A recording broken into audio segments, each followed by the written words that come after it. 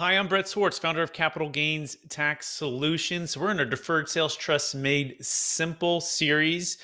And in particular, we're going to be talking about how you can partner with the Deferred Sales Trust, in particular to purchase real estate, develop real estate, or a business. So let's talk about the big challenge a lot of people face when it comes to the 1031 exchange. Remember, it must be equal or greater value, and it must be within a short time frame.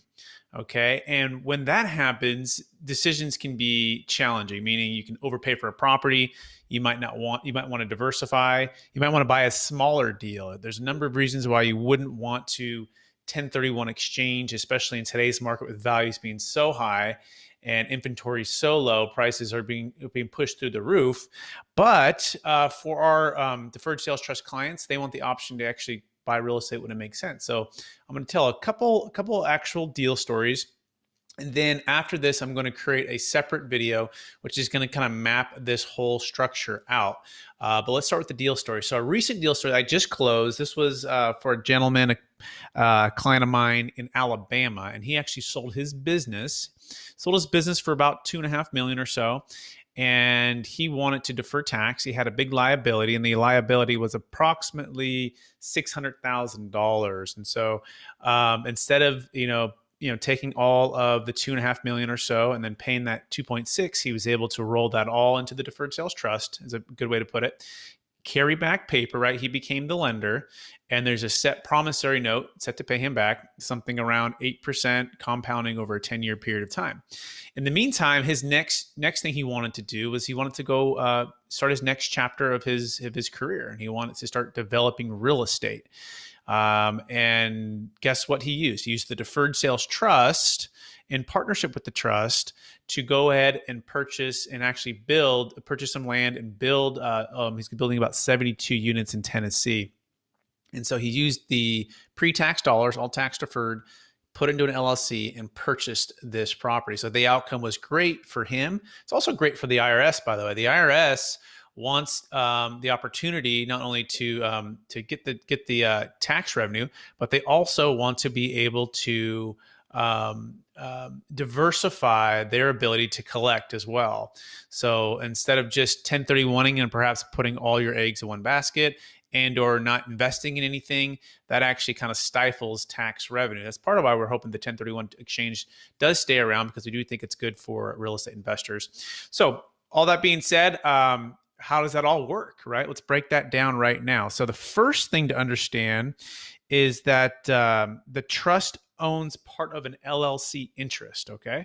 So an LLC is formed. So just like, let's imagine you or I, we're going to buy a deal together. We're going to develop some apartment building somewhere. We could form an LLC, and you and I could be, put money into the LLC, and we could be partners in the deal.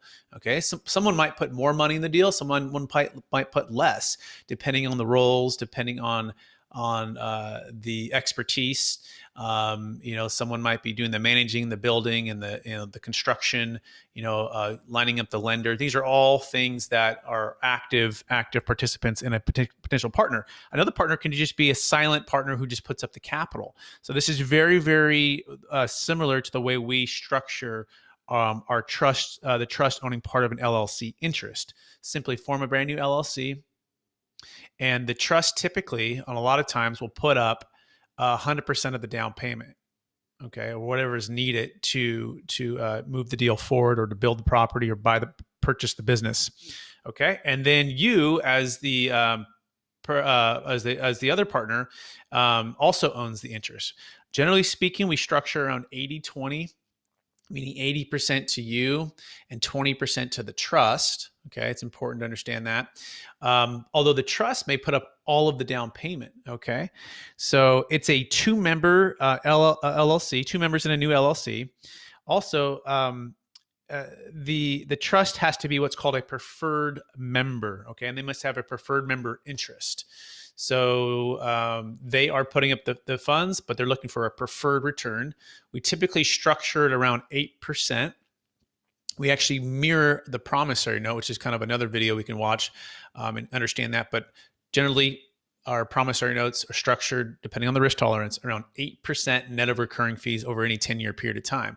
So what we need to do inside of the trust, ideally, is to go make money on what's owed to you. So we got to go put it in these different investments. So one of the investments could be this real estate deal you're doing over here.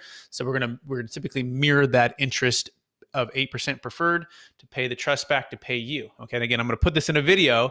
I'm going to try to boxes and lines here coming up after this video. Okay, so now they also need 20% of the upside, right? It's 80-20. So 80-20. So let's say you sell it for $1 million after you pay back the 8% pref. What happens? Well, $800,000, $1 million gain, that is.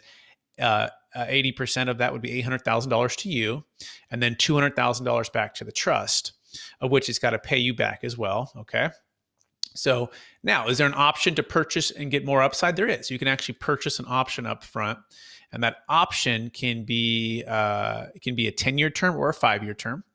And when you purchase that option, 1.5% for the 10-year term, 0.75 for the 5-year term, you can carve out the potential upside of that deal. So that's also a nice way to get more money for you as the partner there. Okay, so we always recommend, by the way, an attorney set this up. It's not just a general LLC; it's specific language that needs to be put in there, and we have those attorneys as well for part of our strategic alliance. And then the LLC files a partnership tax return, K1 to the members, so K1 to you, the one partner, and then K1 to the trust. So that is how you can partner with the Deferred Sales Trust. Pretty amazing, right? We're gonna give you unlimited timing. We're gonna give you ability to, or the trust is, and the structure is, we're not in IRC 1031, we're in IRC 453. So we eliminate the timing restrictions. We give you tons of diversification. You give the ability to buy real estate of your own or with partners, put it into stocks, bonds, mutual funds, hard money lending. We call this transformational wealth planning and bringing time back on your side. And I'll finish with this last deal story. And this is actually the deal story which inspired me to start Capital Gains Tax Solutions. We call this the Monday morning quarterback deal.